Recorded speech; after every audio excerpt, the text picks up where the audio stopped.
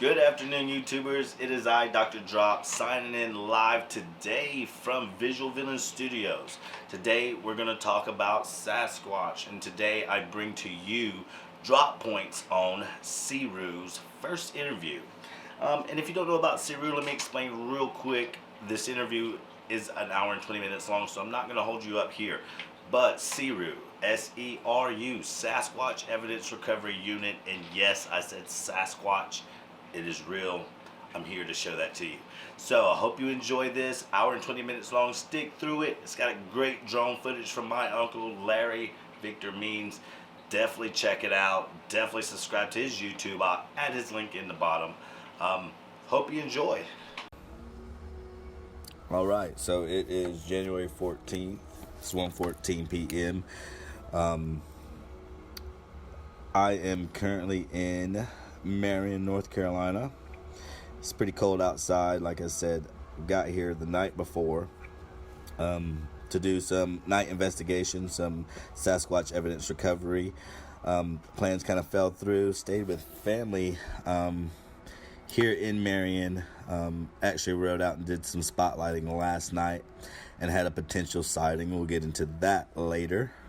But I am doing an interview of Gigi, and by chance I came across Gigi's stories by talking about Bigfoot and why we came up here, and lo and behold, she had some things to share on the topic herself. So without further ado, Gigi, I want to introduce you and just kind of tell us a little bit about yourself, where you're from, your name, and we'll get to, your earliest stories of Sasquatch or Bigfoot, or I'm not sure, in 04 up here in North Carolina, what is the terminology or what names they have for Bigfoot here. Maybe you might know a few. But we'll get straight into it. I definitely want to cover a few things. We talked last night, heard some amazing things. So we're here again this morning just to document this, like I said, with Gigi. So, Gigi, take it away. Okay. I'm from Oak Fort. I'm 56 years old. And Oak Fort's like 9 miles from here. And my grandfather used to always walk the railroad tracks, and I would go with him. And he would take me and him up on the mountain. And that's how he would tell me stories and show me evidence. And that's why I do believe, because I know. So at a young age, he was telling you stories 10. At 10. So starting at 10, you started hearing stories of Bigfoot. Is that what he would call it? Bigfoot or Sasquatch? Mm-hmm. He would call them his friends. His friends. But when he would tell it, he'd say Bigfoot, Right. Yeah. And his interest on Bigfoot, do you know if it's something, as a kid, did he grow up, say, watching the Boggy Creek stories or anything like that? No, I asked him why he was so interested, because he would always take food up there, human food. And he told me because he was walking in the woods one day looking for ginseng, and that he saw a tree that had these scratches, and it was higher than any man on earth could have ever touched. And there would have been no reason for up on a mountain for any man to have ladders, And then he showed me the difference between a hand scratch and what it looks like when they're scratching their body. Right. So it definitely, so a hand scratch, definitely with nails. I would imagine if it was a bear, it'd be deep gouges, or it wouldn't be. It's higher than a bear. Way higher than a bear's reach, yes. especially for this neck of the woods. And we got some big bears. Right.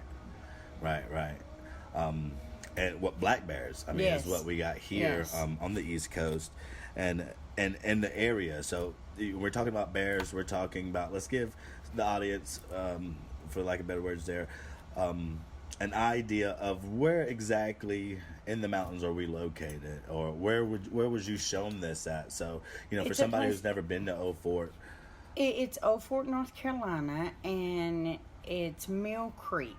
A lot of people say Mills Creek, either one. And we have a beautiful thing up there called the Geyser.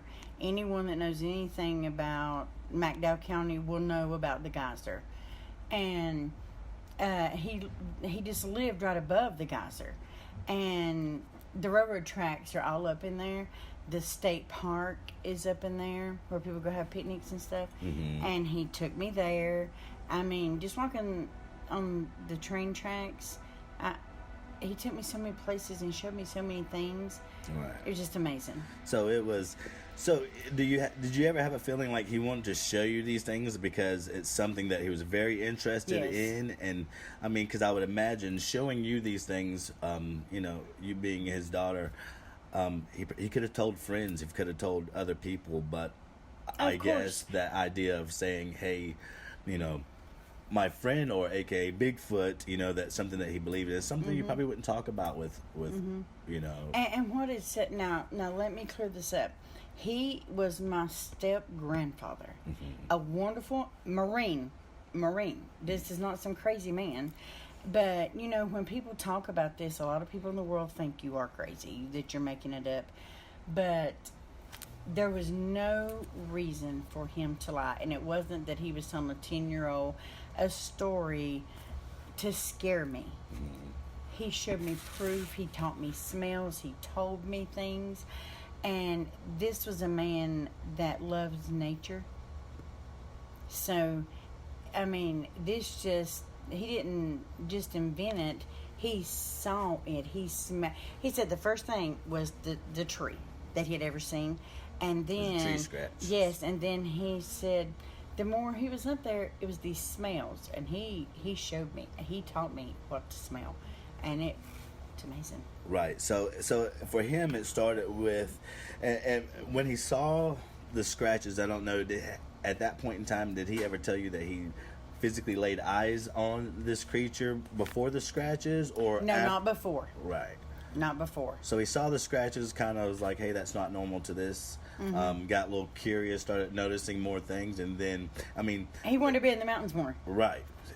And that's normally how that goes, especially when you come across something that you're not familiar with, and it doesn't fit the realm of what you think should be going on there. So, I mean, without a Bigfoot sighting, that's the Bigfoot bite. You get caught up by something. You want to know more. And like I said, I don't want to get ahead of myself. If he did see a sighting, or if he told you that, I definitely want to cover that. So it was the scratching, and then you said these smells. Yes. So with these smells, thousands of reports about smells. Well, I can tell you, and I don't know how to explain this, but he told me the male smells like rotten meat and nasty dog, and that was the smell I'd smell.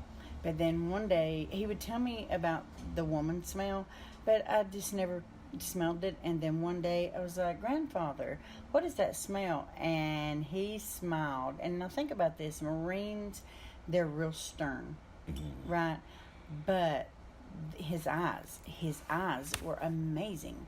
And I will never forget this, because he said, now you know what a woman Bigfoot smells like. Wow. And I said, really? And I got really excited. And he never told me to be quiet.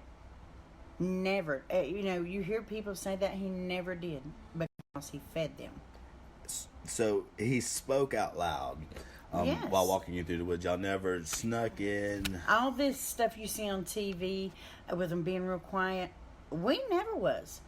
Because he wanted me to be joyful, and he would always, he would get like a tree branch, and he would like act like he's gonna switch me with it and stuff, and we always talked. And if I couldn't get up high enough, he would make all these sounds like he was pulling me up, Right. and never quiet. And that's amazing in itself. One, being a Marine, spending time with, a loved one, a child in the woods, and having that whole other side of that Marine in a place where, for most, it's a scary situation, Yes. especially talking about the situation of Bigfoot or the wild woman of the woods, Bigfoot's mate.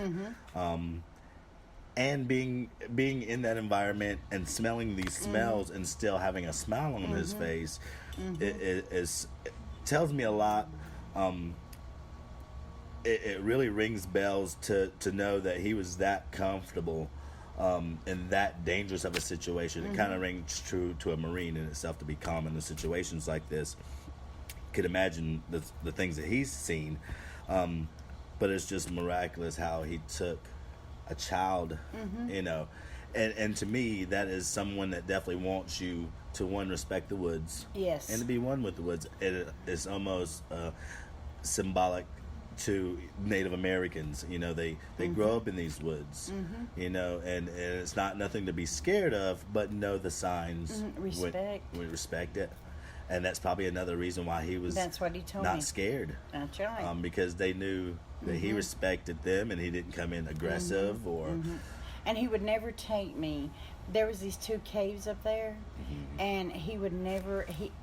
He would take me to this point and point where I could see them, but now he said these words. He said, if you ever grow up and come up here without me, do not go past this area right here, because that's their home. The caves. The caves. He said, that's their home. He said, the land is everyone's, but that's their home. Do not go over there. And I said, Wow. have you ever been over there? And he said, no, and I won't. He said, because they don't come to my home, and I know they have followed me to see where I'm going. Oh, man. Now, he told me that. And that gives me chills, because there's a lot of people that say they have had a sighting and gone 30 miles away back home, Yeah. and to wake up to a snake being tied into a knot on their doorstep after finding a snake tied in a knot on a pathway 30 miles away. I mean, it's to think about, these creatures and how massive they are and how well they know the land. From here to, say, the Walmart Supercenter down the road, GPS might say 2.4 miles. That's as the crow flies. So we travel roads. It's going to take us a little bit longer to get there. These things do not travel roads. That's right. So you got to think something that might take us 15, 20 miles to get to. He knows a very good shortcut. And I didn't want to interrupt, but I thought of something that is so important to tell you about that. He lived in a big, huge white house, and it had like this wraparound porch, and the porch was like way high off the ground. And I'd forgot about this after all these years. I'd forgot. He said, they follow me home, they know where I live, and I remember him tying these white bags off of this big old deck, and I asked him what he was doing, and he was feeding them. When he didn't have time to go in the mountains, or he wasn't going, and they never bothered that man. I stayed with him so much. And He tied white bags off the food. porch? Yes, but he would always cook it. Right. And I asked him, I said, well, don't they kill animals and eat them? And he said, I'm not sure exactly what they do. I've never sat down to dinner with him. He was a comedian also. He said, but I want to give them something they don't have so that they will know I'm not here to hurt them. Right. So, almost like habituating you. Get them. I'm sure the first couple of times he's tried to feed them, they probably didn't take it.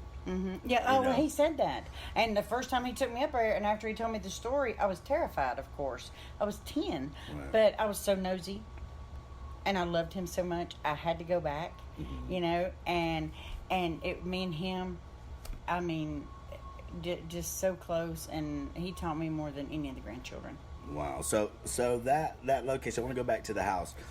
This location of the house, is it in Old Fort as well? It's not too far from the geyser. I think the people that bought the mountain up there tore it down now. Right. I've not been up there in a long time, but the last time it had grown up, and I tried to look and I couldn't see it. So did he ever used to say like they took the white bags or? Oh yeah, they would take them. The whole bag. He would do, yeah. They would jerk it off the porch and it'd be gone. So like not ripped open. And honey, that porch was gone. so high, there wasn't no dog gonna get that. A bear could have got that. But a bear's gonna rip it apart. A bear's gonna rip it apart. The bag and all was gone. There was no scraps. That's monumental. I know that when they do gifting of apples, yes, and they say, you know, if it's a wild animal, they're gonna eat pieces of it right there. If it's a bird, they're gonna pick it apart. But they're gone. These apples are totally gone. Yes. He took apples all the time. Stories of campers waking up to Sasquatch going into a cooler and breaking a cooler to lift out a crate of eggs without breaking an egg. Without breaking them. So that's just fascinating. Do you ever remember any like crazy, scary stories from that house, or were they all positive situations? I never one time ever got scared. And he never was scared. He told me there was nothing to fear because they knew. I don't know if people's going to believe this or not, but I believe my grandfather. Right. He told me that they know what guns are, and they know they're bad. He never took a gun, never. My grandfather he would pick up snakes, and I was terrified of that. Right. And he always had snakes, and he would just move them so that I wouldn't be afraid. But he never was afraid. Never. And so if he wasn't afraid, there was no reason for me to be afraid. Because in my eyes, he was going to protect me. I was 10. Right. And from 10 on up, you know. And that's and maybe that was a part of it as well.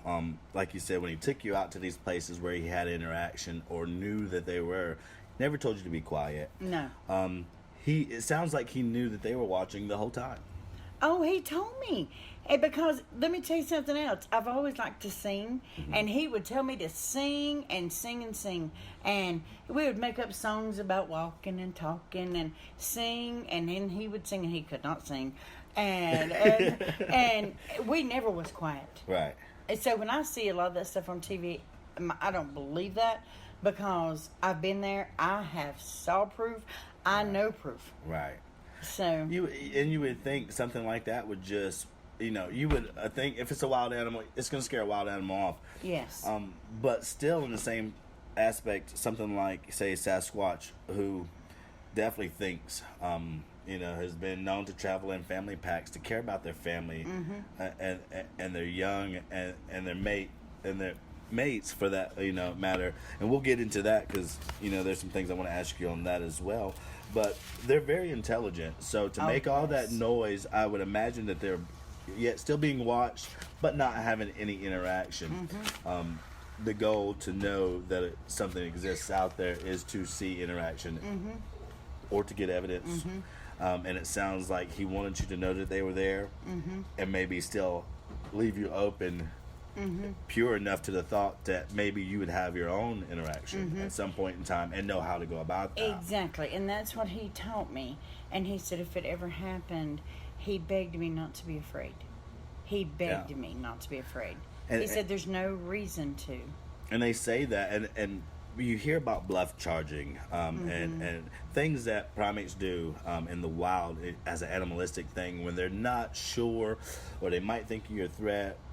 They'll put on a display, they'll break branches, they'll growl, they'll do all this stuff. But let me ask you something. If someone comes into your home threatening you, are you going to break something to get them? You're going to growl, you're going to fuss? We're in their home. Right. We're in their home. And that's what bothers me about people. We're in their home. And people don't understand that. I mean, we're so detached from nature and our roots that we left it to them, and they have taken very well care of it. Yes. And we don't belong there. No, we don't. At this point, no longer. So that's just monumental.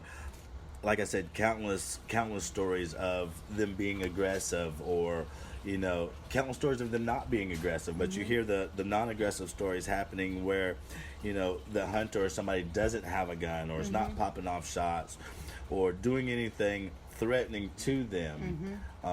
From what I hear, they're very curious. They want to come in. They want to see. He said, but he told me they could smell fear. Right. And he said, even though I'm not afraid of them, he said, I'm not going to tell you that I wouldn't be a little bit afraid if you was with me because they can't talk. So I don't know exactly what they're thinking. Right. He said, so, but I wouldn't hide you behind me or anything. And back to what I was saying, there's encounters where they come across a Sasquatch and the hunter is not scared. Be it that they're so scared that they don't have any reaction and they stand their ground, frozen, not pulling the camera, not pulling their gun, and that has confused the Bigfoot. Yes. I would imagine for them to show themselves or to do something like that and him teaching you not to be afraid would keep you safe. Absolutely. For with any wild animal, if you show fear, you panic, you freaking run, you then trigger something in their head as prey. So that's smart. I mean, I've heard things of don't smile when you see them, and it's a nervous reaction to smile, but the showing of that teeth, these are wild animals, Well, they saw my teeth because I sung all the time. Right, but it wasn't.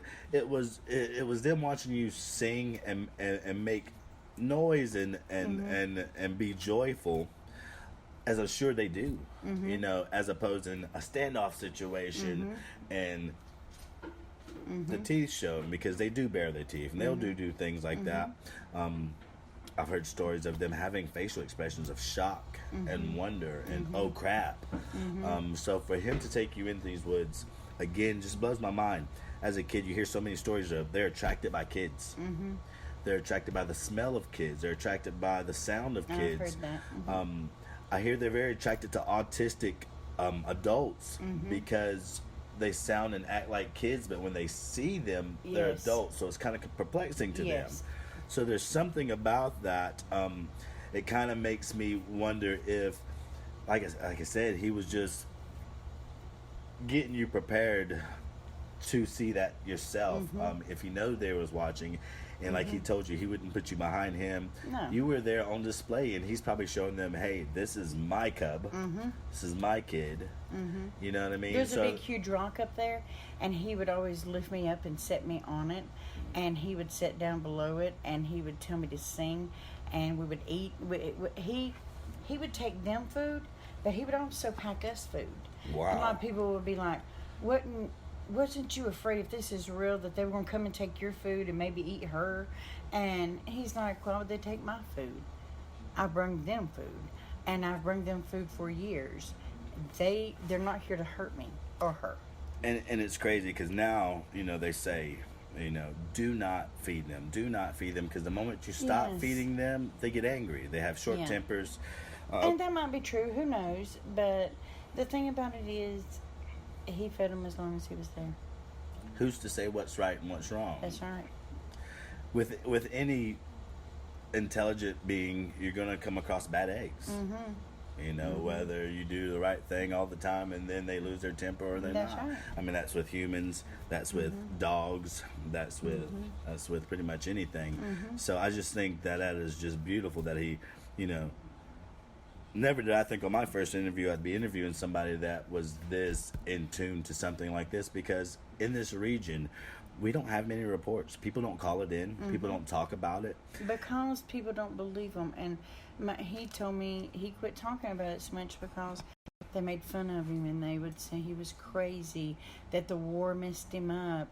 He was very intelligent, and this man was so in tune with Bigfoot that I can't even explain it. I really can't, Omar. I hear it changes people's lives. It gives them a whole different appreciation on things. Yes, his and mine. And people that go to war and see horrific things that come back, they say you'll never prepare to see that or to even experience being around something that powerful. That's right. That it makes you humble. Yes. So it's just, as a Marine who's been to war, who's come home, at this, for the listeners, as a time frame, what years about when you're 10, what is this going on? Okay. We gotta go here with my age now, don't we? I'm but sorry. I don't mind that, because I think as long as I'm aging, I ain't dead. There you So go. You're doing very well. You're doing very Okay, well. I was born in 61 and I was 10, so 71. My mother married my stepdad when I was 10. And I knew him before they got married, and I loved him. I fell in love with this man because there was something so special about him. And so at 10, right, 1971, and I don't know how many years, I would say a good 3 or 4 years, man, it was me and him. And he gave you knowledge that many I've got cold people... chills, because the more I talk about it, the more things I remember, because I've not had no one to talk about this with for such a long time. I'm about to cry. I'm probably here for a reason, Yeah, and this is all a process. I mean, and we've seen at the end of this year, and just saying, hey, things are falling into place for a reason. I'm showing up at the right place at right times on a whim, and look what's happening. Yeah. So I mean, I'm taking the ball and I'm running with it, and we'll see we'll see where this gets us. I mean, this is something that, as a father of 3 girls, that I'm interested in. And here in North Carolina, not far from where we're at here, as a young kid, I had my UFO sighting with my grandmother. Oh, absolutely. And the same thing, it troubled me to the core. Couldn't talk about it. As I got older, I didn't really care what people thought, because it was something that Happened being a Christian and going to church and knowing the Bible, what I saw blows all that to pieces. Yes. And so, when you tell people that, it's like, oh, you believe in the devil? No, I didn't say that. But when you see what I saw, you second guess everything you read in a book or what anybody ever told you. That's true. Because that shouldn't have been there. Yeah. But I'm one of these people that believe, why would God only put people on one planet? Yeah. I mean, come on. A great now. vastness out there. Come on now. I mean, A great vastness here that we don't know. I mean, and it's we can get into that, and that would fishtail us into a whole nother. Yeah, we gotta quit talking about that. A whole nother deal. But I do want to rewind back Okay. To the Juniqua, aka the Wild Woman of the Woods, and that smell. I know that you was telling me last night it had a definite, distinct, different smell than the male. And we hear, like you said, the male smells like rotten meat, wet dog, and we hear that across the board. And for years now, I have been doing research on this, and it's kind of new to the people that know me. They know I like Bigfoot, they know stuff like that, but I think my level of involvement now shocks a lot of people, because I have seriously spent hours in an office listening attentively and rewinding and hearing things over, hearing the excitement in people's voices, and I know what that feels like, because I know telling a story of seeing a UFO and the quiver in my voice and how it felt, when someone's telling the truth and when they're not. So I got intrigued into this whole deal, and have not yet had my own personal sighting, but if there's anything that I can do to shed light on this topic, I definitely want to do that. And with this smell of the Juniqua, Wild Woman of the Woods, smelling different than the male. Two different smells. 2 different smells, yes. So I definitely want to get into that for the listeners, because out of all the podcasts I've listened to, I've never heard this. So if you could I know it's fact. Go into detail a little bit on what that smell, what it smelled like, and as a kid, what did it made you tell your father? I remember you told me what you told him, and what made you want to do when you smelled this smell.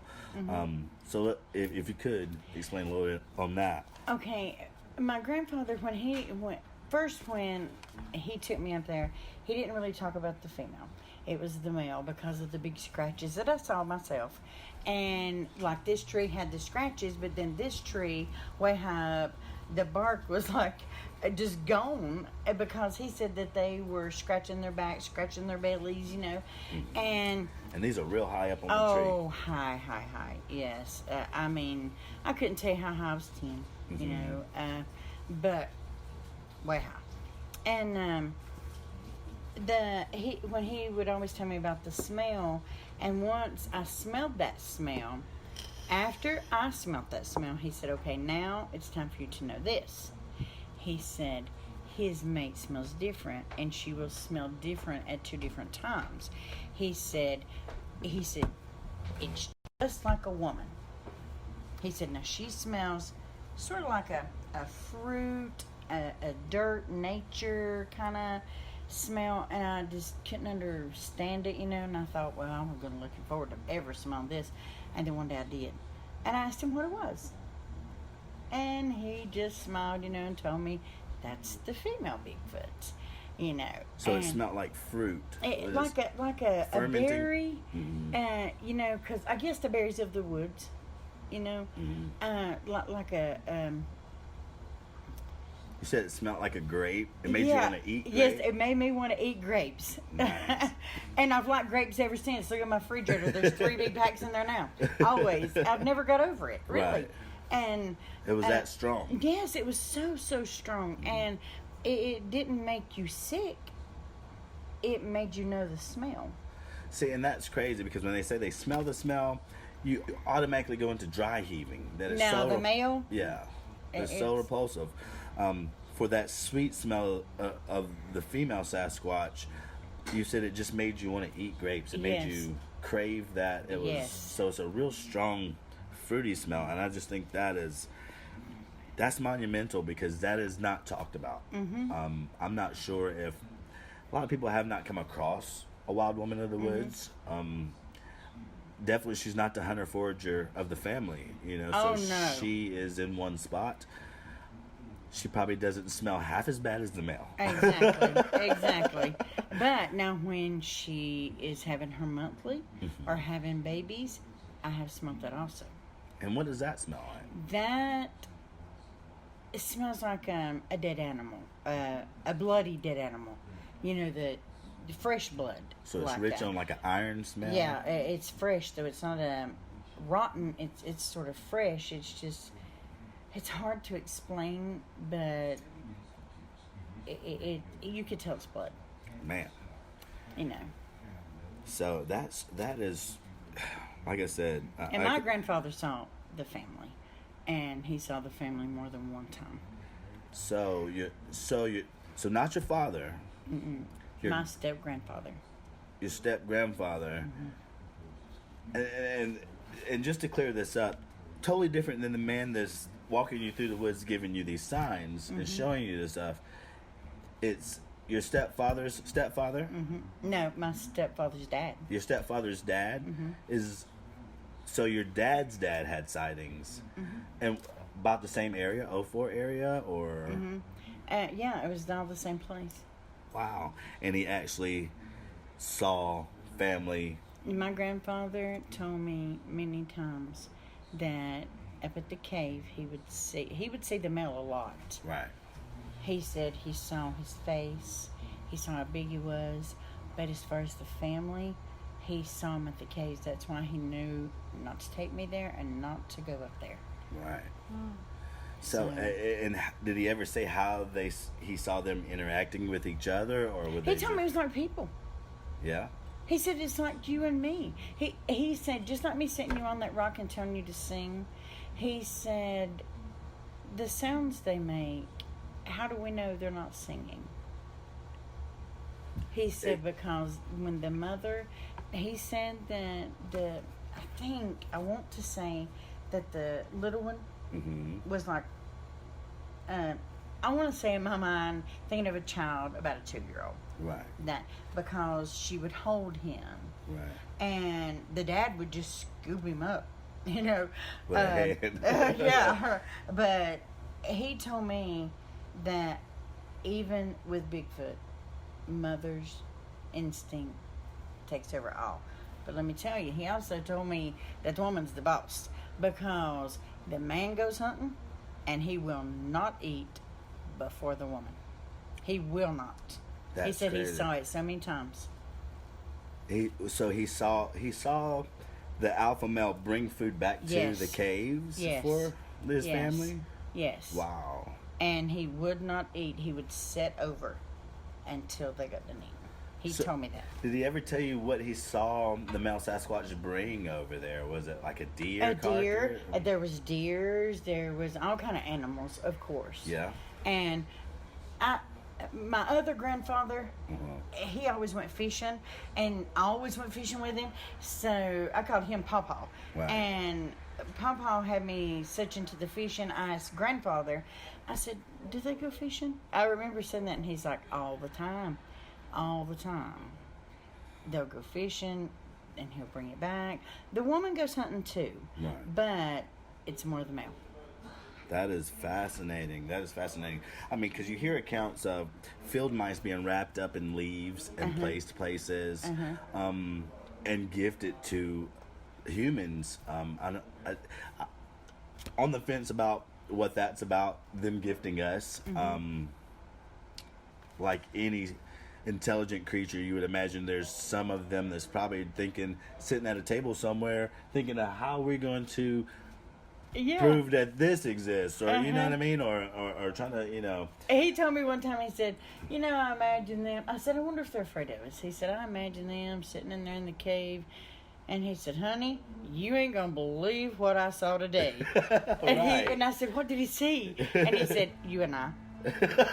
Right. You and I. I mean, especially if they're intelligent. I think they're intelligent no more. They're caring about their families. Yes. And things like that. To see the mother coddle the young and then the father pick it up with one hand, that's so reminiscent to a family. Yes. And behaviors that we do. Yes. And I think that's, fascinating, on the line of disturbing as well. He said it was sort of like a bear too, because he put it on, the mother and the father both put it on its back. It would hold on to its back? Yeah. And that's amazing. There's so many videos of a fleeing Sasquatch mother and the young holding on to fur on the back. And that's that's primate. In a point of flight or fright, that young will latch on. That's important to know.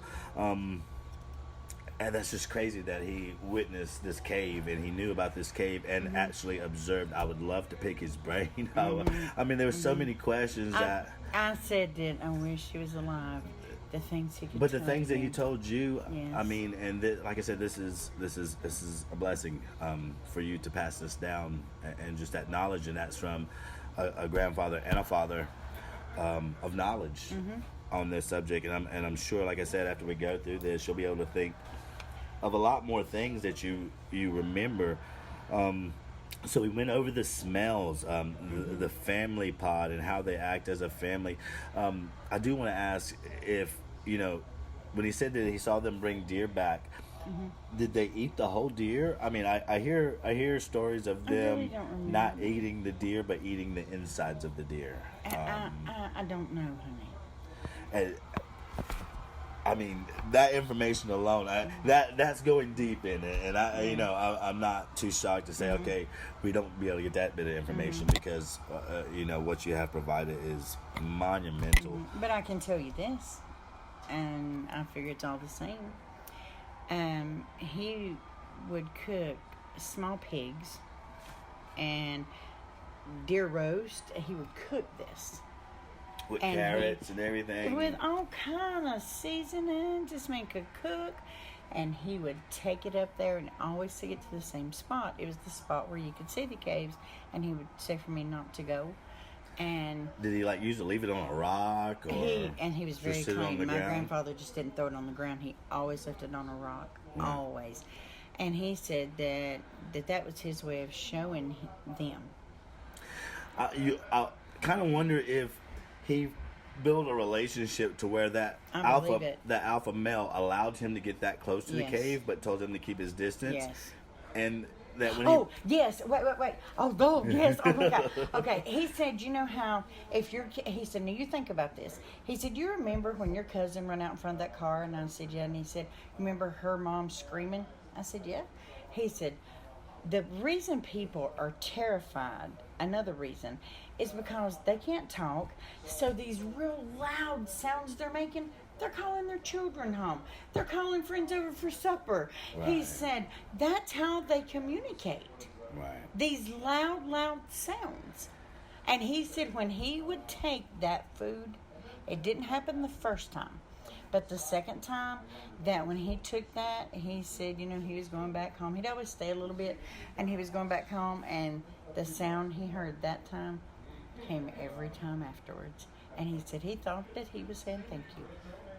And what did that sound like? He said it was like, I asked him, he said it was like a roar.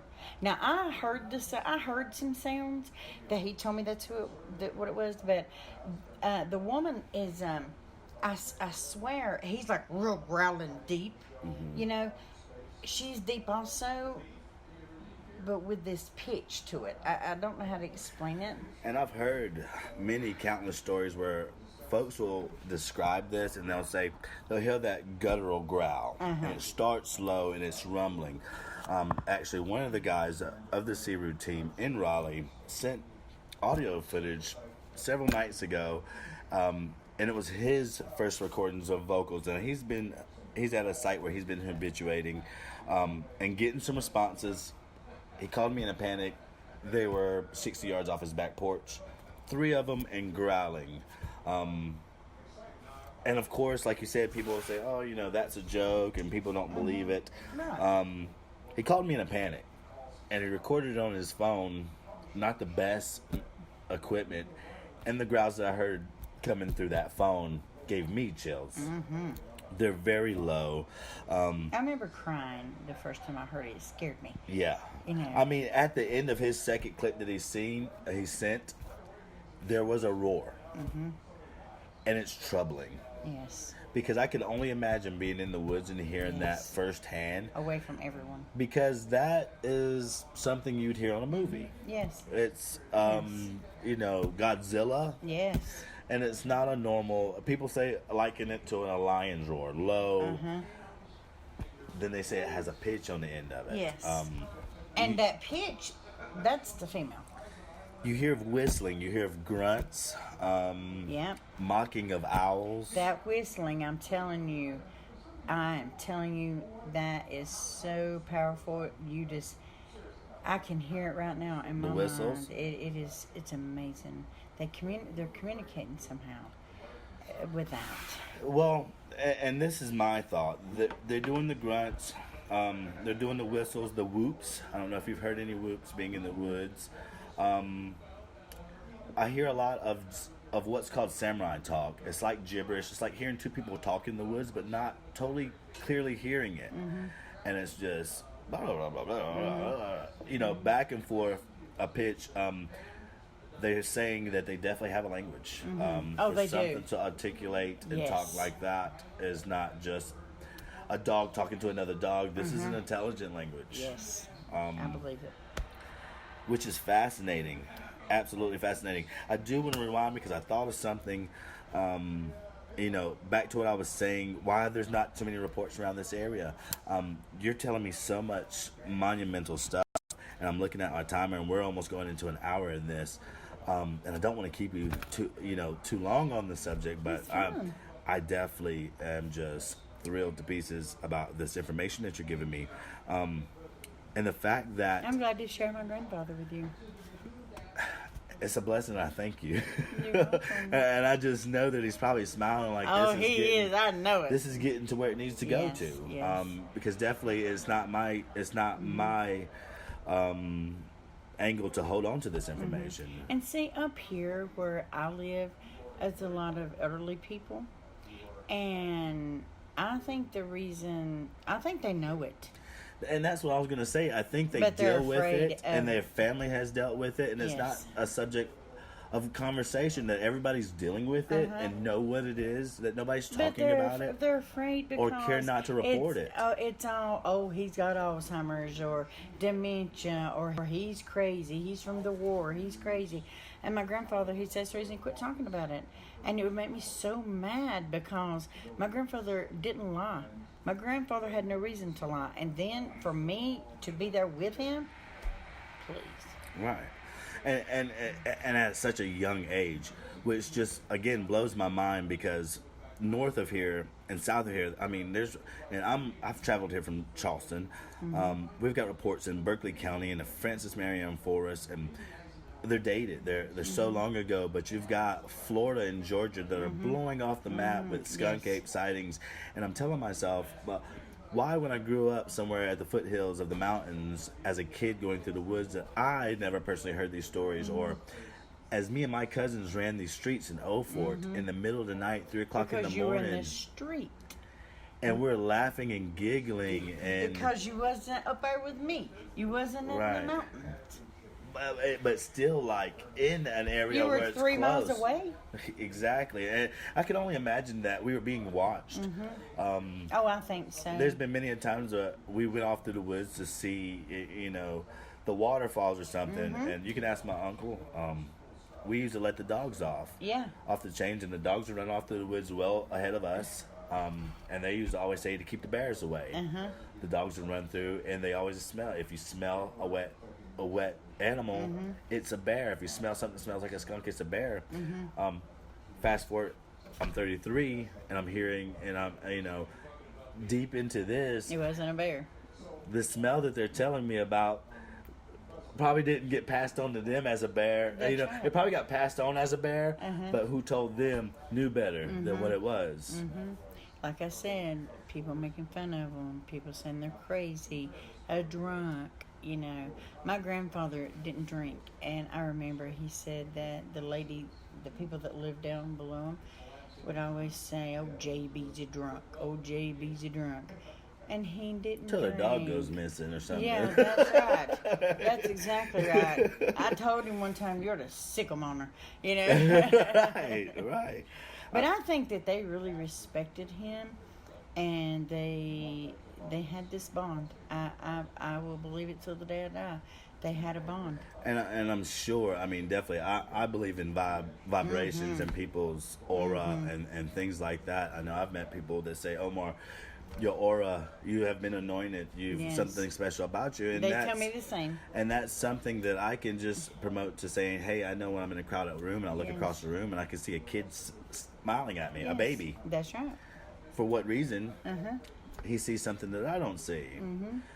Animals like me, kids love me to death. And I deal with customers daily working for AT&T, and I'm in and out of homes, and the kids are drawing me pictures, and the parents are always shocked that their kids flock to me.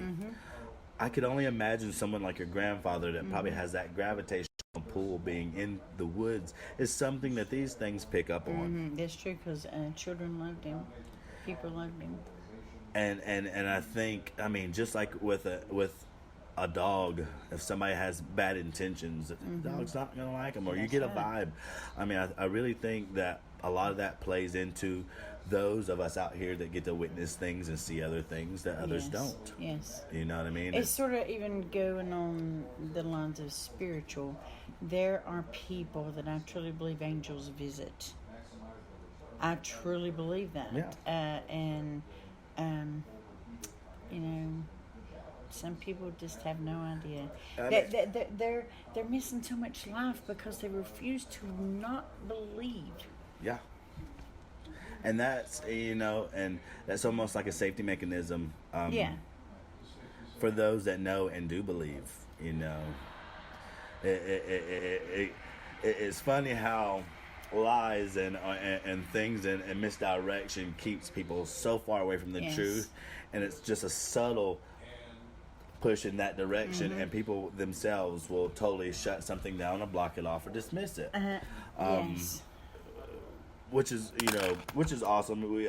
I definitely wouldn't be doing this if everybody believed in Bigfoot and everything was as we think it should be. I want to tell you how much that I know that you shouldn't fear them. A few months back, Larry wanted to take Cheyenne on a picnic. And that's where they went. I saw those pictures. And that day he said, "Do you care if we go like up there?" And it hit me like a ton of bricks. My thought was like, "Oh, grandfather, please let them hear something. Please let them hear something. See, hear anything. And I wouldn't tell either one of them because I was afraid it would scare Cheyenne. You see what my uncle says? You're going to find Bigfoot, and that's like what I get from everybody, you know.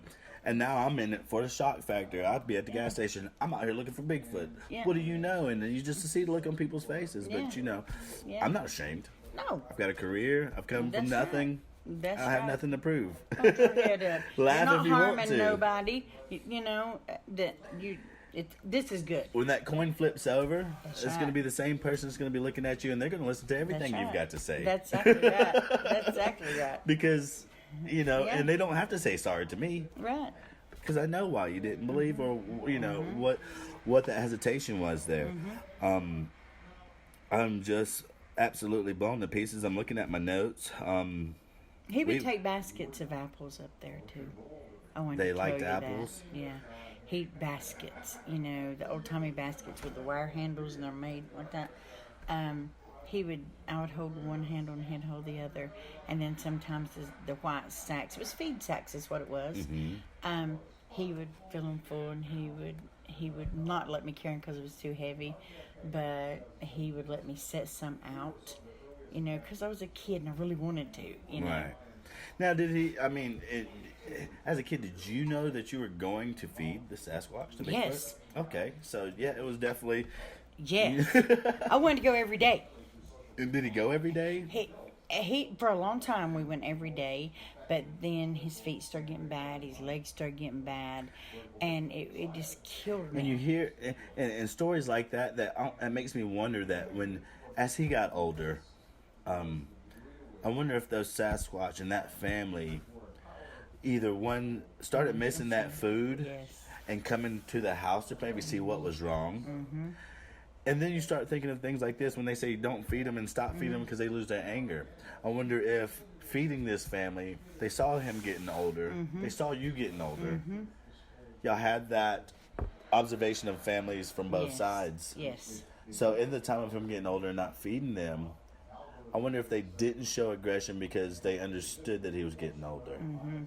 I don't know if it was that or if it was he made such a friendship from the beginning, because he said he heard something, and then he said he saw something, and so that as soon as he heard something, and the next day, he fed him for the first time. So you said he saw something. What did he saw? Because that is something that I did want to get back to. He told me that he saw the whole family. And that's your father or your grandfather? That's my grandfather. Okay. Did your father ever have a sighting? No, he just would go. I think he would go help him. I really don't know too much about the relationship there of him ever going up in there, but I can tell you this much: Your grandfather probably definitely seasons your dad on a lot of this information. But my dad, he believes, and I know he does. But my dad is like more stern. Right. And more, I always call him Marini, and he can't stand it. But I always say, quit being so Marini, you know, because he's just so stern. You know, that's the way he talks and everything. Even if he says "I love you," it's like "I love you," you know. Right. And I do. Sorry to interrupt. Your grandfather, his name. What was his name? J.B. Presnell. J.B. Presnell. Presnell. Okay. And your father? Roger. And put that down here. But now, see, to this day, he won't talk about it. He won't. I don't know if he will admit it. I couldn't even say.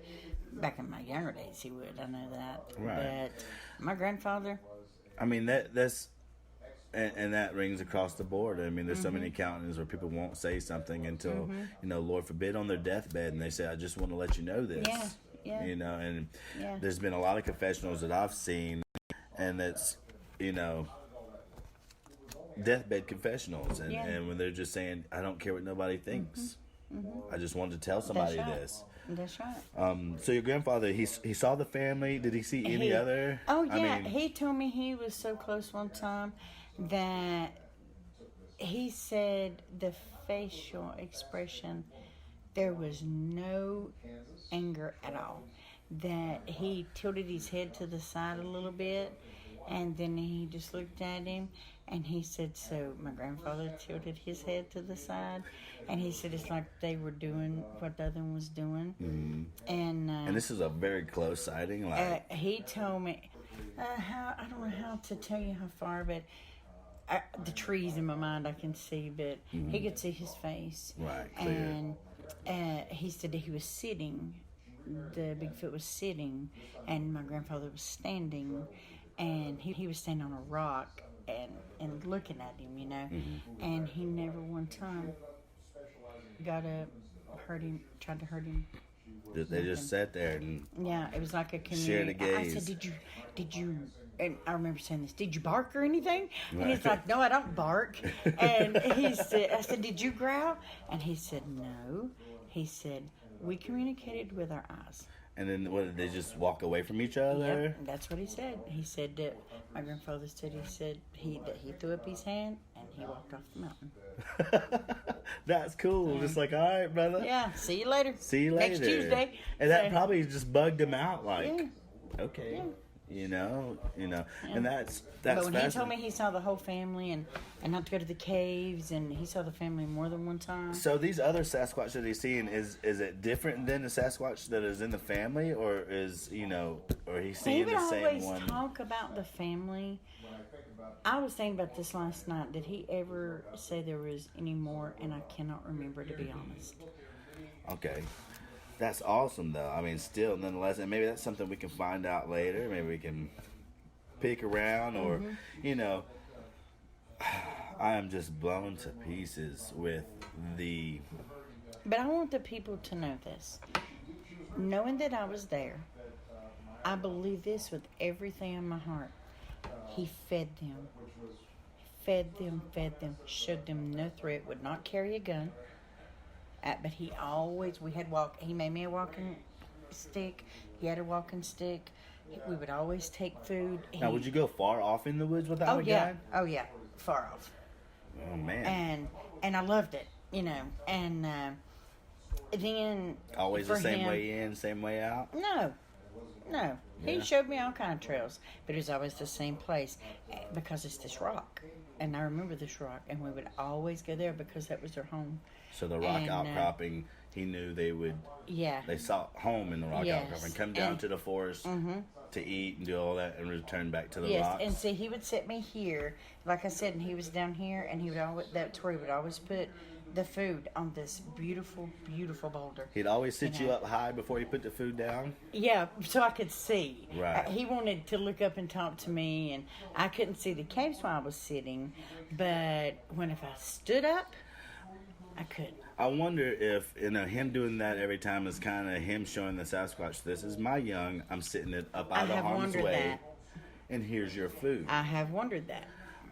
Like if something ever came in close, that you'd be up on a rock and out of immediate harm's way.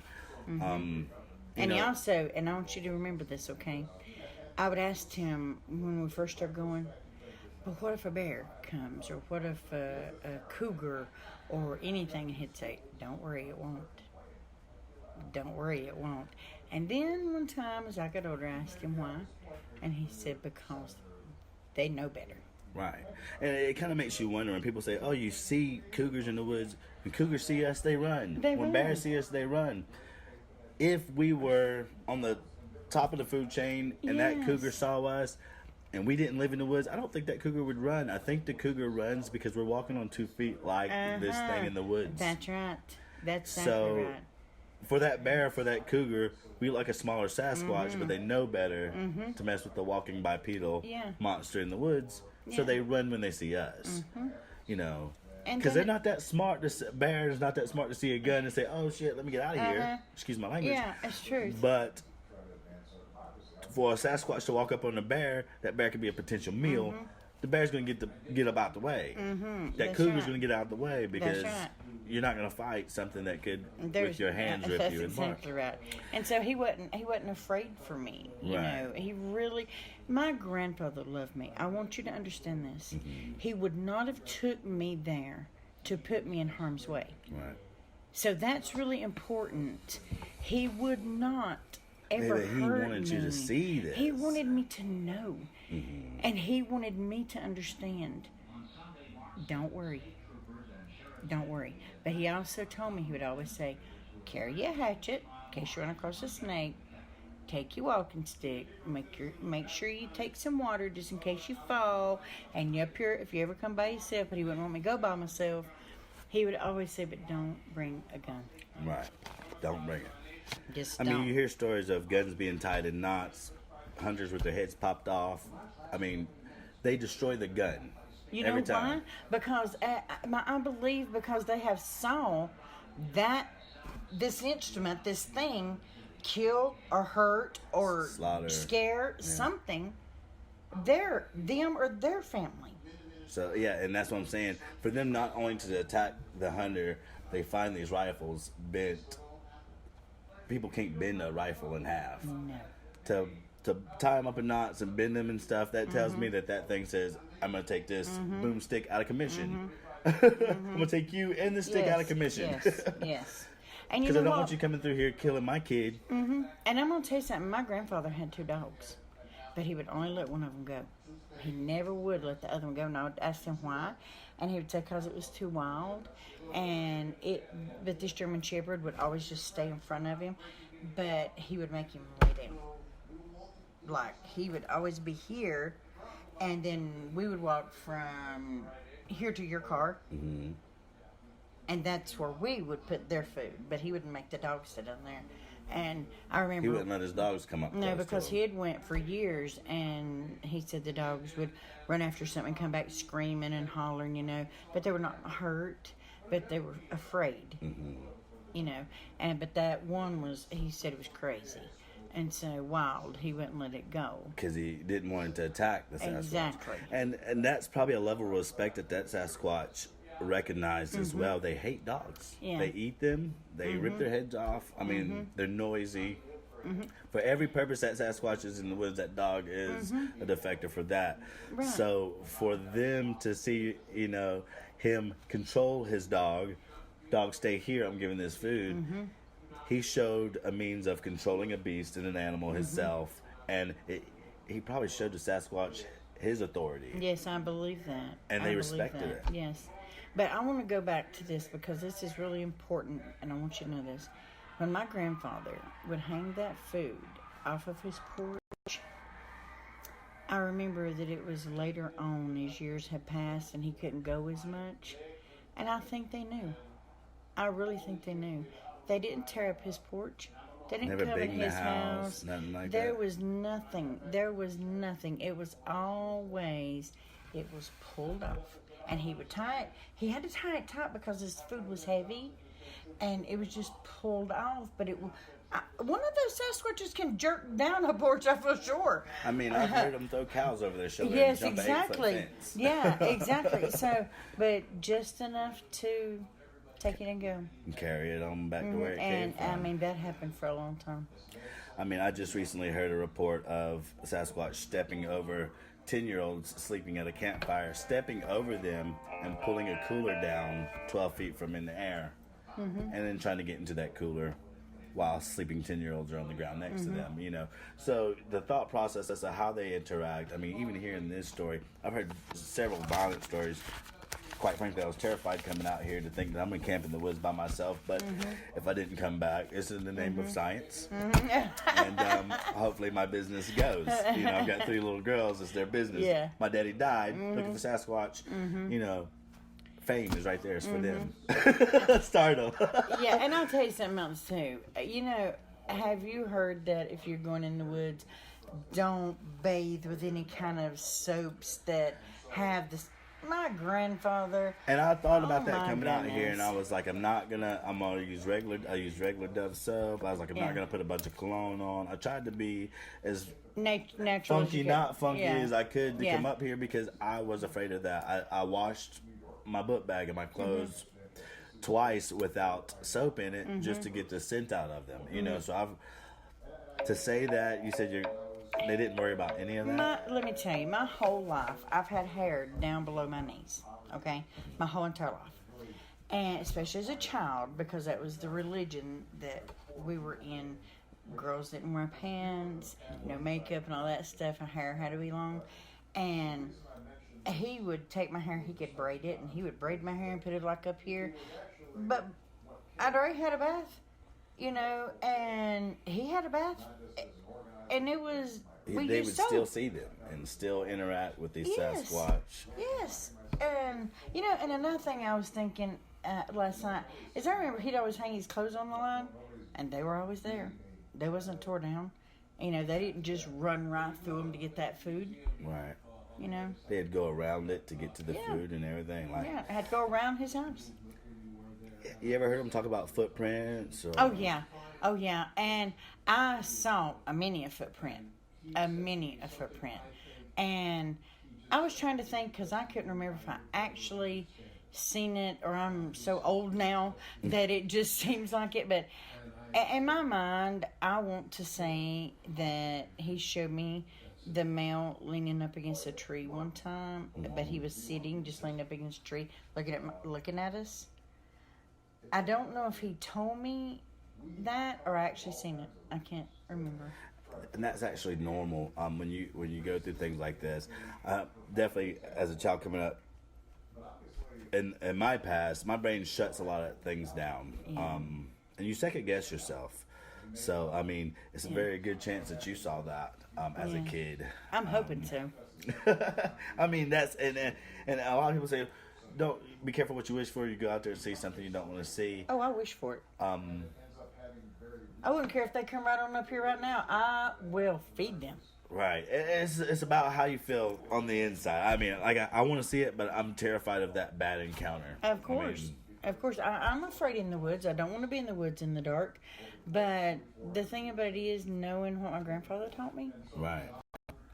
You can only go with that. Like, that is tried and true. Yes. It got him through. You know that it got him through. That's right. Then, I would definitely, stick with that. I got a couple more questions, and I guess we can wrap it up. And if we come across anything that you remember, I definitely want you to write it down. Okay. I've got an office at home. I'll give you my work number and my office number. Okay. So that we can talk. This interview, I like I said, I'm just awestruck. Already thinking about who I want to listen to this. Todd Standing and Wes from Sasquatch Chronicles definitely is probably somebody I'm going to call this week when I get back home. The guy from Sasquatch Chronicles, A1 guy, does great interviews, and I know I did this interview. I would like for him to talk to you, just because he's so respected in doing these interviews. He's talked to military, police officers, EMS, mothers, fathers, grandmothers. He's talked to all walks, kids, and all. And I'm I've kind of tailored this interview along the lines of Wes's style, but I'm sure there's things that he would love to ask you, and Dr. Benenikel and a couple of these other doctors that these guys have contacts with, and to ask these questions. I don't know if you saw the documentary Discovering Bigfoot. Larry was talking about. So those two doctors, Meldrum and Benenikel, that were on there, they know Wes. And like I said, a guy from Drop Point has already done an interview with Wes. I would like for you to talk to Wes and maybe talk to these two doctors too, to have them ask you some questions. You just have so much knowledge. I don't want you to keep it in. I definitely would like for you to tell that story. Yeah. Definitely from this area, to give somebody else courage to call in too and say, hey, I'm from North Carolina. I know the sightings and reports aren't filing in from here, but they're happening. Oh, yeah. You know what I mean? And that's kind of where we're at. It's like, we could field calls and go places where we know where they're at, or we'll focus on home, North Carolina and South Carolina, where I'm at Francis Marion National Forest. How do we go about making people comfortable enough with telling stories from these hunting camps and stuff like that? I think it starts right here. Yes. With this interview, and definitely letting you get this off your chest and talk, like you said, it's been so long before you had somebody to talk to this about. Yeah. So I'm sure this has been a relief, and definitely, hopefully, this interview will help somebody else. I hope so. I hope that when I go home, my office phone rings with people that you may know, that you might talk to, and if they got a story, I want them to call me at home. Okay. If they don't get a hold of me, I've got an answer machine for my Drop Point phone, and leave it. Leave a message. Okay. I'm gonna call back. I want to ask questions. When people around here get sightings, I kind of want to create something where if somebody around here sees something crazy, just give me a call. We want to start documenting. I'm not the guy that's going to bring a whole bunch of people onto your property. You know, we've got a couple of friends. We've got you know, and a process about it. It's not just knocking on wood, clacking rocks together.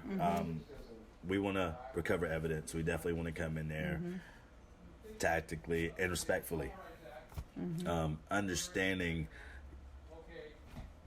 this thing's personality and where it's coming from. So, I mean, this is beautiful. I do have, like I said, I got a couple more questions. I don't know if he's ever told you anything about how they operate at night or how long their hair is or what color or any of that. If he's ever told any of those details. I was also thinking about that last night, and I really don't know, except he would just say that they was like hairy and huge.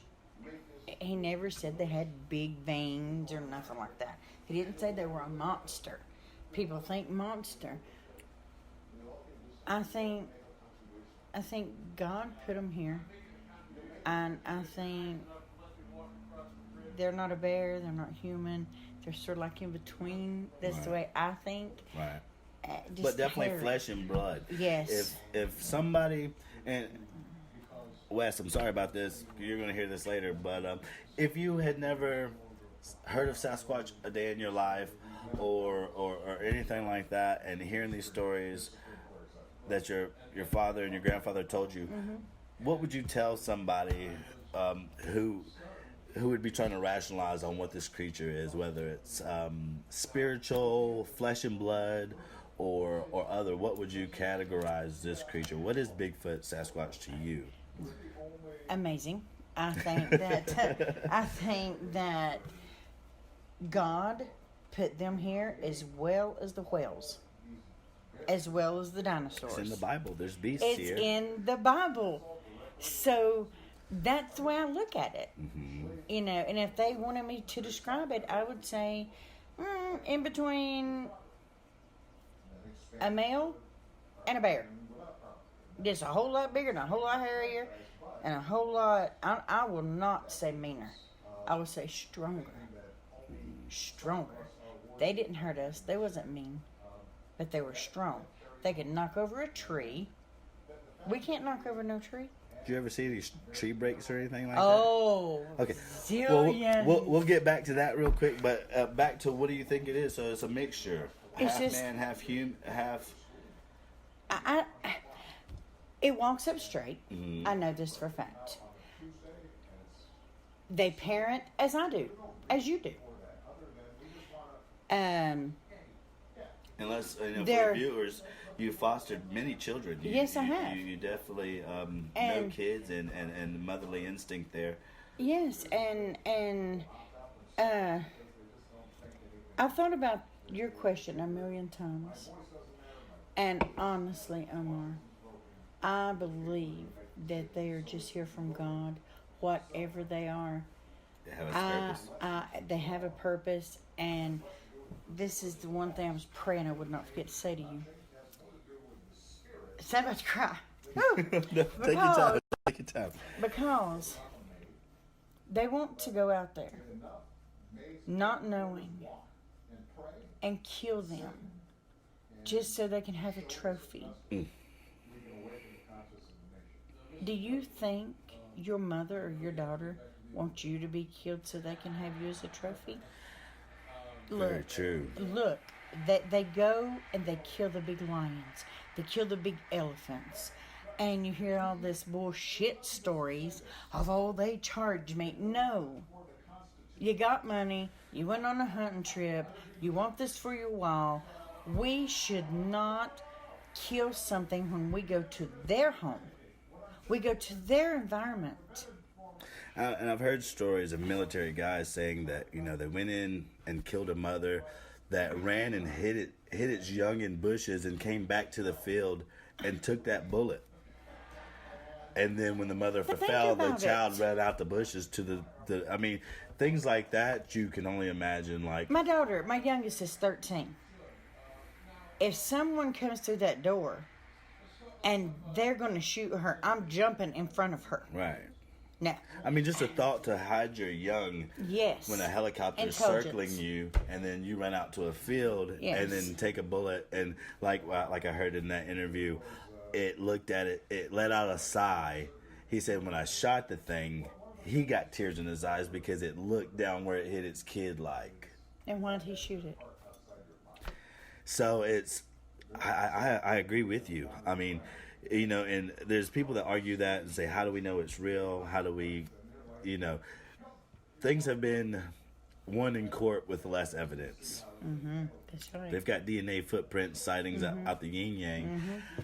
I'm with you. I really don't think a body needs to be out there for us to say it's real. Mm-hmm. Unfortunately, I think for the science community and for the world, that a body would have to be brought in. But like you said, you've got to think of that loss and who's taking that loss. Unless the government knows, and they would be nice enough to go out and kill a rogue male or a sick one or something that's causing a problem as opposed to taking someone's family. That's right. So, I mean, I'm right there with you on that. Not having a sighting myself yet, and I've thought on both streams of this as well. I definitely, you know, saying what you say and seeing the mother coddle the child and the father pick it up like a father would, that enough right there, you know, makes you not want to take that shot. So many hunters have had them in the crosshairs and said I couldn't pull the trigger. So, you know. I was so comfortable if my grandfather would have said, you're going to be okay, let's go on up there and we're going to sit and eat with them, I would have. We talked about that yesterday. I don't think I'd have the kahunas to sit down with one. Oh, I would. I would. And it's because, to me, it's just natural to me. Right.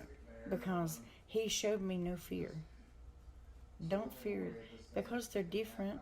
Right. It's like you and I, we're different. Very true. And I don't fear you because you're a male. Do you fear me because I'm a strong woman? No. See? So, I mean, that is just amazing, especially, again, I want to thank you again, GJ, for this awesome interview that definitely hit an hour and 20 minutes. And my first, I think it went very well. I think we covered a lot of good things, definitely for the listeners that might have heard some details and insight from your knowledge that was passed down from a military family of Marines, well-respected men that took care of their families.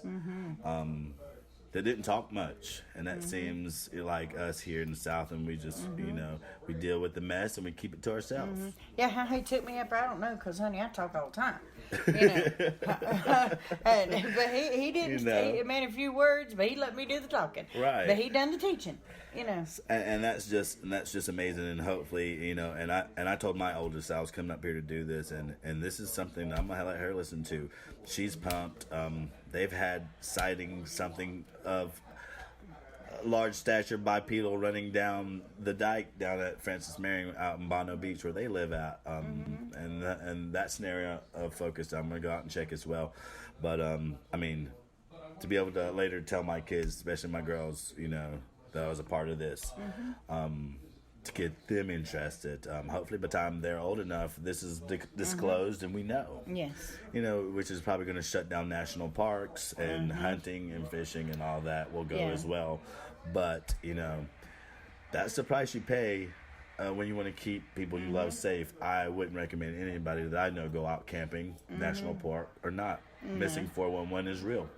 People come up missing every day because they're camping by themselves. And they find their clothes one place, and they're miles away. And, you know, people just don't do this by themselves. Something's going on out there that is taking these people and taking these kids. Yes. And my personal opinion, I don't think it's Bigfoot. I don't think he is the one, any of them is the ones hurting and stealing children unless they are rogue or sick or something's going on there. Or a threat. Yeah. You know, like I said, there's always bad eggs. There's serial killers. There's rapists out here. So, you know, I would only imagine there's those bad eggs up there that might be snatching kids. But there's so much that we don't know about dogmen, the paranormal. I mean, there's several different types of Bigfoot. They look different. Some look more apish. Some look more like old man of the woods, they say. I'm not sure what we have here. If it looks more animal or looks more human. It looks big. I know in my heart I've seen this, and I know it looks big and hairy and a face like King Kong, sort of like. So more apish. Yeah. I hear chimpanzee, oversized chimpanzee. Yes. And these are things I'm interested in. Hopefully, like I said, as time goes on, we can get some more evidence, and maybe I have my own sighting of my own. Well, Omar, I would give anything if my health if I was younger, young as I used to be, and I could take you there, because I know I could. In my heart, I know I could. I would be terrified. I mean, and that might be something. And I might be terrified now, because how do we know how long they live? Right.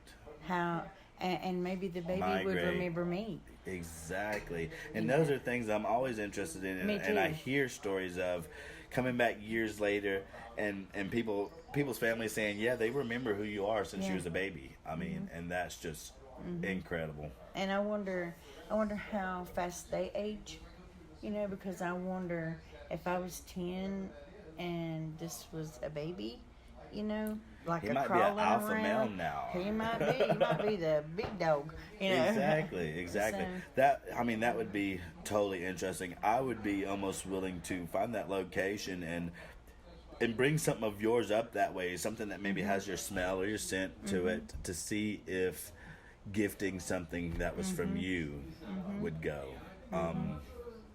Because I'm sure, I hear them picking up scents and being stuck, they know. Once they get your scent, that's what I hear. They can follow you home. And that's impeccable. They followed us home and never hurt us one time. And I think in the later years, the more I talk, the more I remember. I think the later years that when he was getting feeble, I was getting older, that they watched us home to make sure we made it. Because they didn't hurt us. Right. And definitely, if it was a predator, someone who is sick and not in good health, that's an immediate grounds for an attack. Yes. And if that didn't happen, you got to then assess how much of an animal are you really. And this is, things like this in this interview is what's going to help people to put it where it needs to be. Yeah. To place said species where it needs to be. Yeah. So, like I said again, this is monumental. My emotions have been all over the place during this interview. Mine too. I just want to let you know this is. I almost feel not worthy of this interview. You are. Being new to this and getting all this great information has. And I look at it as like, thank you, grandfather. Thank you for sending Larry so I could find Omar, because I needed to tell that story someone. needed to be told. Yes. It did. It really did. There's reasons. I believe things happen for a reason. So with that said, we definitely, I again want to thank you and your time. Absolutely. Of course, we're going to be in touch. Of course. And we'll hash this out. I'm gonna go home. I'm gonna thinking about it. Definitely try to write down any locations you can for me. Okay. Anything you can remember. And matter of fact, when I get home, I'll shoot you a message, and you can either, if you remember anything, fill me in then, or we can just take it day by day. Well, we definitely don't want to overwhelm, but any possible thing that you think you can remember, I promise. I want to put it down.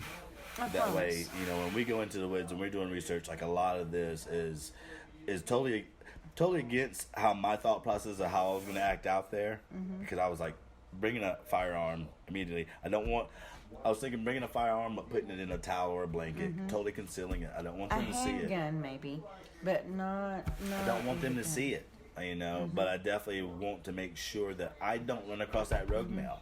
Right, and another thing, Omar, is times have changed so much since when I was 10 that, it wouldn't hurt for you to take a pistol, but keep it hidden, please, because I truly believe that they know what guns are. but keep it hidden because you might run up on. I'm not worried about you running up on Bigfoot and getting hurt. I'm worried more about bears, Right. mountain lions, cougars. Right. That's what I'm more worried about. Really. This has been by far one of the greatest things I've ever done. Oh, thank you. So, I mean, and this is where it starts. This is the beginning. I want to thank you for your time. I'm sure the listeners will love this story. I'm sure I'm going to get a lot of questions about this, and I'm probably going to be asking you questions. Again, I want to let you know I will be talking to Wes. I will be sharing this story with your consent, for sure. Absolutely, please do. And we'll go from there, and hopefully we can bring some other people to the table that want to share something. Yes, carry on my grandfather's dream of peace for them. Yeah. Peace for them. And that's exactly, I think that's what's powerful. My guy Frank, that's running SERU in Raleigh for me, and his thing is, we're peaceful. We need to come in on this approach until he got them growls the other night, and I really think it shook him up because he's like, they mean business, man. Like, I put 4 chicken, and he went to a site where there's tree breaks. And before we end this, I'm sorry for the time on this interview, but I do want to ask about the tree structures. He put some chicken thighs out where a bunch of tree breaks were, and then later on that night, 2 hours later, is when he got those growls. I don't know how many, he's been gifting food. But for all he knows, that was their way of saying thank you. Please tell him not to be afraid. Right. I mean, if he goes in there, if anyone goes in there, full force of, I'm going to shoot one to get me a trophy, to prove this, then they're going to be a problem. He said, buddy knows you're coming, and he's not going to like that. Yeah. All right. Yeah. So, I'll definitely pass that on to him, and he's definitely going to hear this interview. So, real quick, and then we'll wrap this up. What do you know about tree structures, tree breaks? So many. Oh my goodness. All the scratches are high, but when they need to scratch their belly or their back, it's just the bark off, it's not scratches. Just rubbed off. Yeah, just rubbed off. And when they walk through, there's trees there. There's trees down. And my grandfather would always say, and I remember this tree being so huge that something bad had to happen to the male for him to be mad and for him to push that down. He told me that because it was scratched and he pushed it down, and I remember that one tree was so huge. But the tree was pushed over and scratched up the pieces? Yes, and he said that it wouldn't surprise him if someone come up in there and shot at it or anything. Right. I remember that, but there was always, and it wasn't branches like, you're going to step on one. Right. When I say the branches were off the trees, it was because they were off the trees up there. Right. Big branches. Yeah, big branches. Any teepee structures, branches bowed over in arches? Bowed over, yes, but not teepee. I ain't never seen nothing like that. Ever seen any tree breaks, like a good sized tree? This right here. Broke straight over, pointing in a direction. Absolutely. Maybe? But I will tell you this too. He would say it was their version of playing tic-tac-toe, but many times he would show me these patterns of these. It's not twigs, because when we think of a twig, we think handheld size, but like this, but about this big around, like long as your arm, we'll say, and big around as your arm, and they would just be laid this way, and he would tell me that they're leaving signs for the other ones. Yeah. Yeah. So different twigs on the ground in different patterns. Yeah. That they I don't know how to describe it. It was just not like squares or circles, or it was just, but I do remember that. Do you remember seeing any blinds or anything put up? Nothing crazy out of ordinary, just tree breaks, a couple of arches. Yeah. Stuff like that. Yeah. Scratch marks. Yes. All right. Well, that is, we definitely, that's major for us, because that's a positive evidence that there's something here. Even Native Americans did things to trees as they go through them.